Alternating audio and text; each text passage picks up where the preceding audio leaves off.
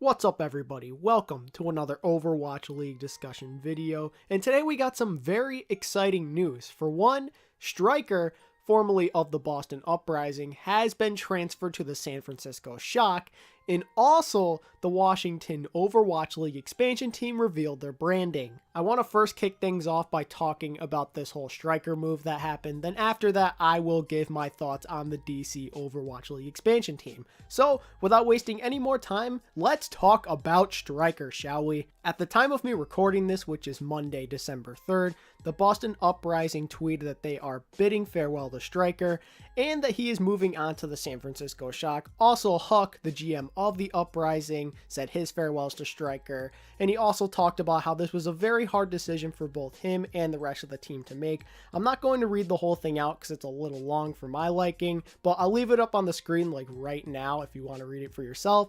So with that being said, this is pretty big, right? This is very surprising.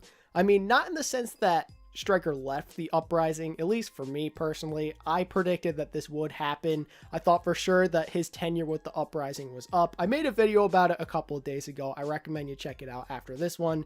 But yeah, I expected fully that Striker would not be on the Uprising in Overwatch League Season 2. There are multiple reasons why I saw something like this coming from a mile away. For one, if you read up on all the crazy stuff that happened with Striker and the Uprising during Stage 4, you'll know that Striker did throw during some scrims and that he didn't even show up to practice on some days, and he'd also go into fits of rage where he'd break things during practice, and that's just unacceptable behavior, right?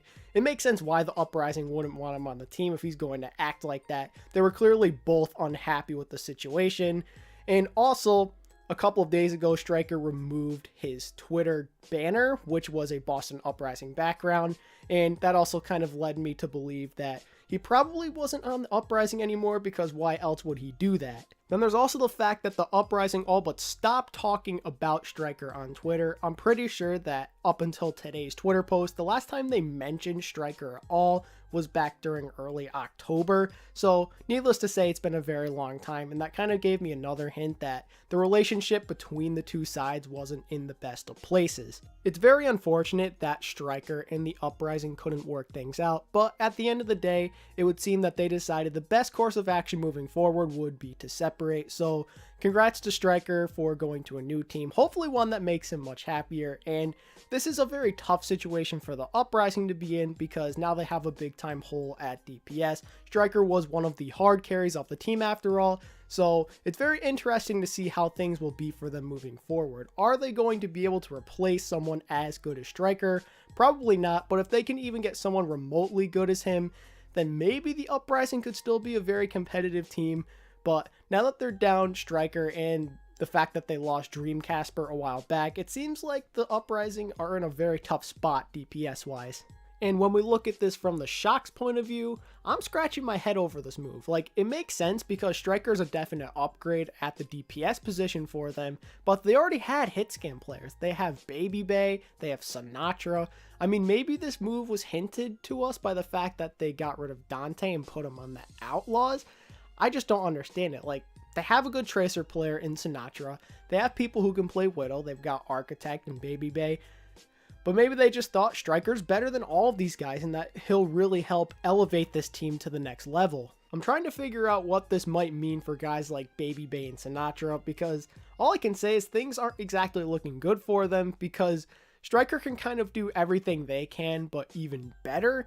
I mean, maybe you could say Baby Bay has a better McCree than Striker, but I'm sure with enough grinding and practice, Striker could be way better than Baby Bay, because Striker's just this one-of-a-kind superstar talent, but so is Sinatra. He also has a very high ceiling. It's very interesting, and one thing's for sure, they have a very deadly DPS rotation now of Striker, Sinatra, Architect, and Baby Bay. That sounds very threatening if you ask me. This is yet another big time move that the Shock have made this offseason, and because of it, I really do think that they will have a fantastic team coming into Overwatch League Season 2 that will be much improved compared to their Season 1 team. That's all I have to say about Striker being moved to the San Francisco Shock. Now let's move on to the Washington DC Overwatch League expansion team, and just like in all of my other expansion team opinion videos, I will be giving my thoughts on the logo, the colors, the team skins, as well as the name.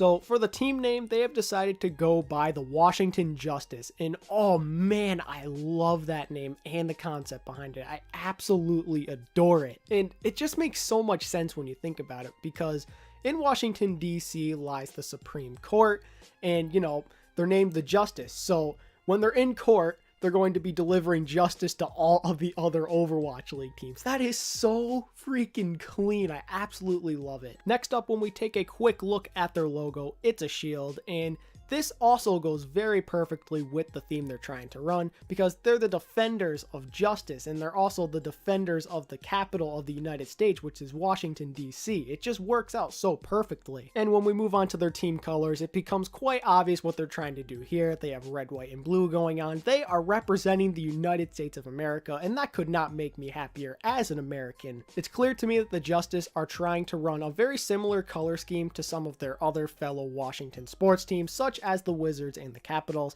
I'll put pictures of their logos up on the screen so you can compare for yourself. And last but certainly not least, we have to take a look at their team-themed Overwatch League skins, and my god, they are just beautiful. They remind me so much of Team USA's Overwatch World Cup skins. They probably did that on purpose, if I'm going to be honest, because we never actually got to have the Team USA Overwatch World Cup skins, along with the other country-themed World Cup skins for that matter. So if you are a fan of Team USA, now you can go out there and purchase a Washington Justice skin, or skins for that matter, and it'll feel like you do have Team USA skins. I know that's what I plan on doing for sure. It's going to be amazing. And I think I'm just about done here now, ladies and gentlemen. So if you enjoyed this content today, I'd very much appreciate it if you could give this video a like. And if you're new around here, make sure to hit that subscribe button and enable notifications while you're at it so you don't miss when my next Overwatch video goes up.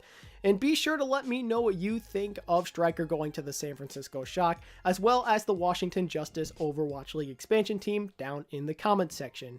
And now I'm out of here, guys. I'll see all of you in the next one. Peace.